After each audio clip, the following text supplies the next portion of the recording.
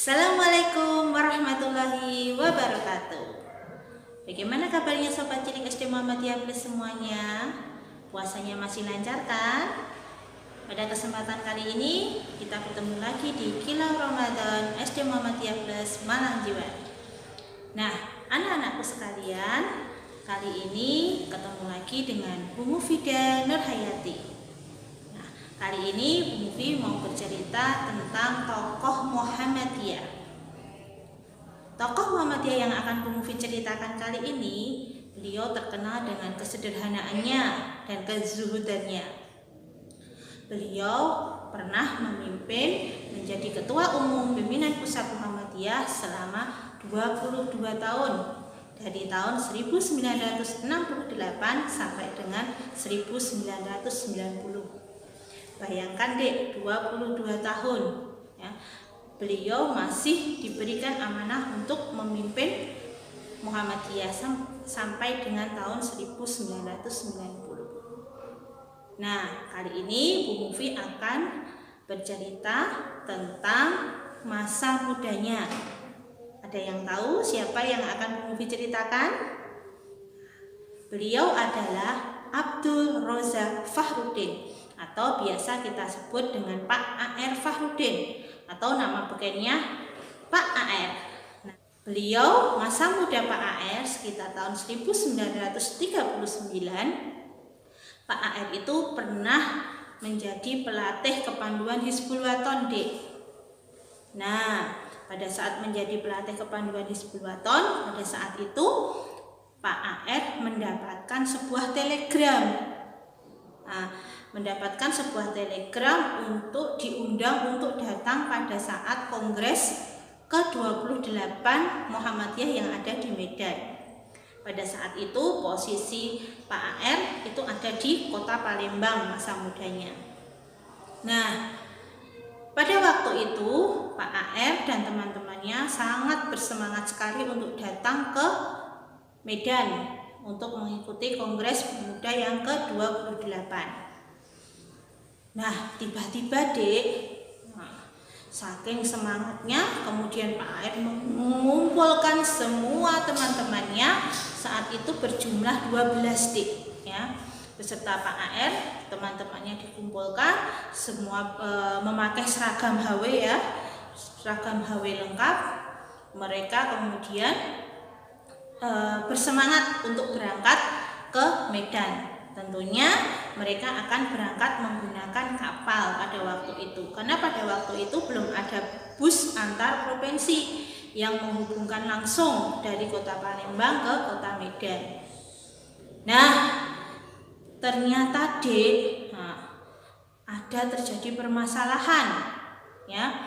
Kapal yang mau dinaiki oleh Pak A.R. dan teman-temannya itu tidak bisa berlabuh ke kota Palembang karena cuaca sangat buruk.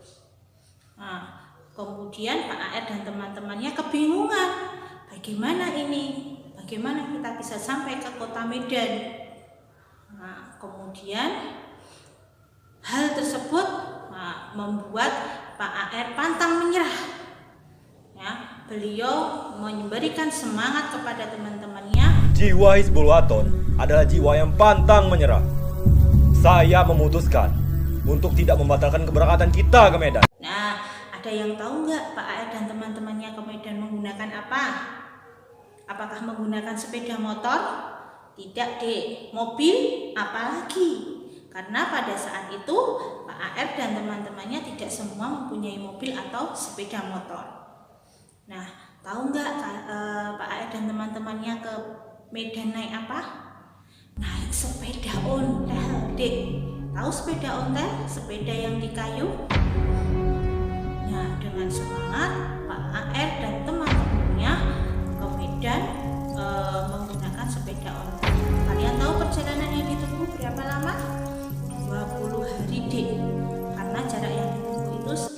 1.300 km. Nah, ternyata dalam perjalanannya tidak mulus, Dek, banyak sekali hambatan. Di tengah jalan ada temannya yang sakit. Nah, disinilah prinsip-prinsip HW itu diterapkan. Di antaranya adalah tolong menolong. Apakah lantas temannya yang sakit itu ditinggalkan? Tidak, Dek. Temannya yang sakit itu dibikinkan gelabar yang kayak tongkat itu ya, Dek ya. Dikasih tali, kemudian diangkut menggunakan sepeda. Ada yang di tengah jalan sepedanya rusak, kemudian sepedanya dikasih tali antar sepeda lain, terus mereka berjalan ya, ditarik pakai sepeda antar sepeda. Keluar masuk hutan sudah hal yang biasa. Bertemu dengan binatang buas apalagi ya. Tapi itu tidak menyurutkan semangat Pak Aed dan teman-temannya. Ketika Pak Aed dan teman-temannya keluar masuk hutan ya, disitulah tidak hanya dalam perjalanan saja mereka juga berdakwah. Berdakwahnya seperti apa? Ketika mereka keluar masuk hutan, otomatis mereka keluar masuk desa. Ada desa yang banyak masih syiriknya masih banyak, mereka berdakwah di sana. Ada desa yang lahan pertaniannya mati, mereka bersama-sama membantu masyarakat sekitar untuk bercocok tanam hingga sawahnya bisa subur kembali. Ada suatu desa yang anak-anaknya tidak bisa baca tulis, mereka mengajar di sana. Nah, itulah dakwah konkret ya Pak AR semasa mudanya. Nah, dari sinilah ada banyak hikmah yang bisa kita ambil ya, Dek ya.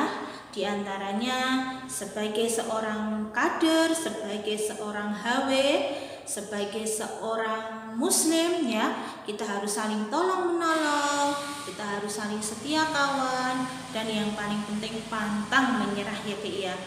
Berdakwah itu bisa di mana saja dan kapan saja dan bagaimanapun caranya ya. Pasti bisa. Nah, itu saja dari Bu Mufi. Bila ada salahnya mohon maaf. Bu Mufi sampaikan selamat berbuka puasa ya. Terima kasih. Bila bisa bilhaq wastabiqul khairat. Assalamualaikum warahmatullahi wabarakatuh.